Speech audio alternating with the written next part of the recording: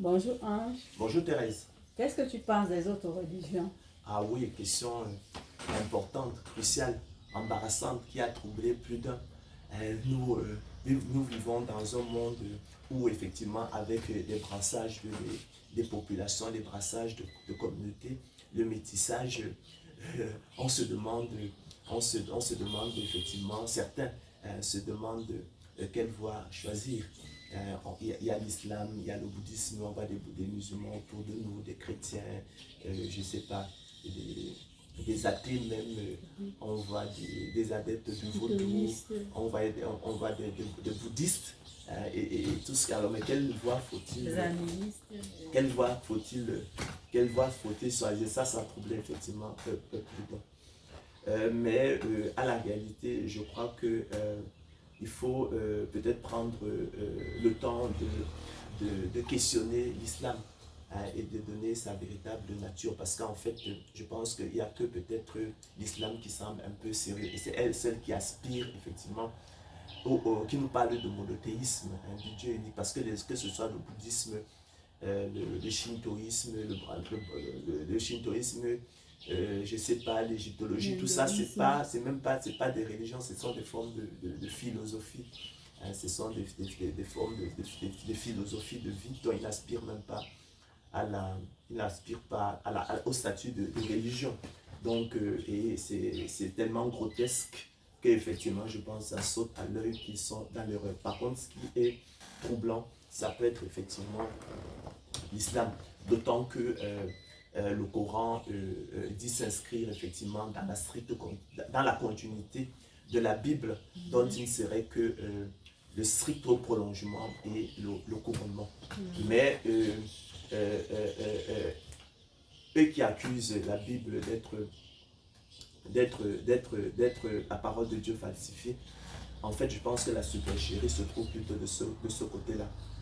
On n'aurait pas le temps de faire toute la démonstration, mais il suffit simplement de prendre les types, notamment, il suffit de prendre les types de la croix et la résurrection du Christ au troisième jour, qui ont été aveuglément repris par l'auteur du Coran et qui aujourd'hui font office de collier encombrant dans le Coran, car témoignant contre lui justement de la mort et de la résurrection du Christ le troisième jour. Vous savez que la spécificité du Coran, c'est de dire effectivement, il nie que le Père est un Fils, il nie que Jésus-Christ soit le Fils de Dieu, il nie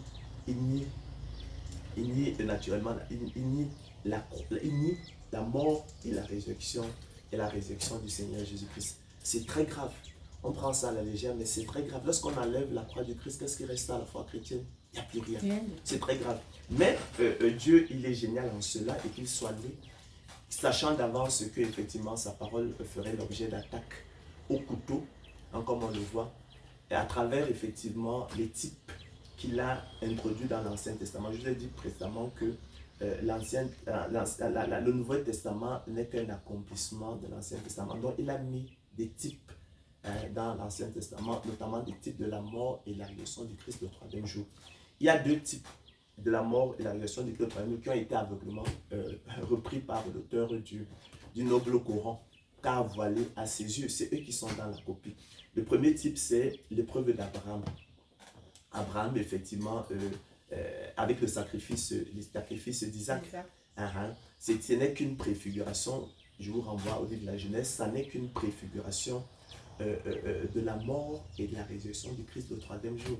Donc, Dieu dit à Abraham de lui sacrifier son fils. Donc, il le sacrifie dans son cœur, sur sa couche, et le troisième jour, il le retrouve donc en parabole de résurrection. D'accord? Isaac, qui est qui est recouvert en parabole de résurrection, qui est le Seigneur qui ressuscite dans le troisième jour et qui est sacrifié et il y a plutôt un bélier qui est sacrifié à sa place, donc qui symbolise donc effectivement c'est Jésus-Christ qui meurt effectivement dans notre cas, lui l'agneau de Dieu pour le péché du monde. Dans l'épreuve d'Abraham, on voit le Père Dieu qui sacrifie son Fils à notre place. Donc ça se préfigure donc la mort et la résurrection du Christ le troisième jour. Je vous invite à aller relire cela et annoncer cette bonne nouvelle aux musulmans. Ça, c'est des choses qu'ils n'ont pas compris. Second type que l'auteur du Coran, effectivement, à aveuglement repris, c'est l'épreuve de Jonas. Le Seigneur Jésus-Christ dira que de même que Jonas fut 3 jours et 3 nuits dans le ventre d'un grand poisson, de même le Fils de l'homme sera 3 jours et 3 nuits dans le sein de la terre. Ça encore, c'est une préfiguration, un type de la croix et la résurrection du Christ de troisième jour. Donc ces choses ont été aveuglement reprises par le temps du noble courant et constituent donc aujourd'hui un collier encombrant, car témoignant contre lui de la mort et la résurrection du Christ de troisième jour. Donc ces choses, ces questions sont abordées notamment dans ce livre qu'on a intitulé La Sainte Bible et le Noble en convergence et divergence de vie, que vous pouvez retrouver effectivement à la pharmacie, à la librairie Eau Vive, à l'avenue présent Kennedy pour ceux qui sont à Yaoundé, au premier étage, au-dessus de la pharmacie française. Nous trouverons également de nombreuses conférences sur le sujet sur YouTube à l'adresse Ange Mbolo TV. Merci Ange. Je t'en prie, Thérèse.